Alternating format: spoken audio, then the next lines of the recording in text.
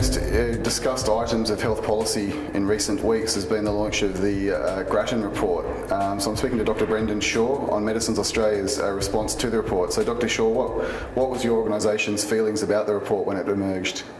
Well, I think when we read the report, we felt we were in a bit of a parallel universe, really, because the report was talking about how things like price disclosure weren't working and how generic prices weren't coming down, and yet there's been massive price reductions happening on a whole range of generic medicines over the last couple of years. And there's lists you can go and find on the internet that'll tell you about all the cancer drugs, all the cholesterol drugs and all the other drugs that have come down in price 40, 50, 60, 70, even 80%. And next month there's going to be more going down by similar amounts. So it was just a bit odd reading the report which talked about 16% price cuts being the only things happening, when in fact there's been a whole policy development over the last 10 years that's actually driving down the price of generics so that new medicines get listed on the PBS.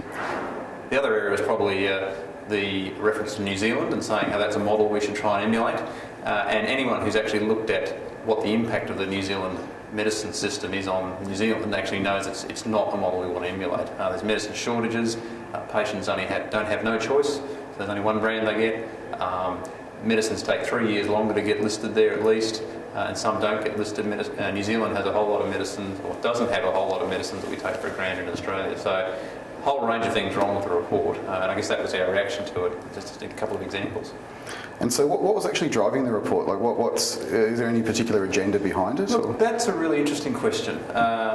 I can only assume it was an academic exercise, but based on what we read, I don't think the authors have understood what's actually happened to the PBS over the last 10 years. There's been a lot of work that the government's done, the industry's done, we work with consumer groups and pharmacy groups, and there's been a lot of changes happening that just have either not been mentioned at all in the report or have had such low weight in the report, and yet actually they've been quite substantial. And our member companies and pharmacists and generics companies are all managing these quite complex issues, and the report just sort of glosses over all that. And has there been any government or departmental response to the report, or do you think it will actually gain any traction in those circles? We've actually been quite encouraged by the comments by the government and the opposition on this. I think they recognise that the work that has been done, that the policies are working, and I think when you sit down and explain to people what's actually happened over the last 10 years, the report starts to lose a lot of relevance, frankly.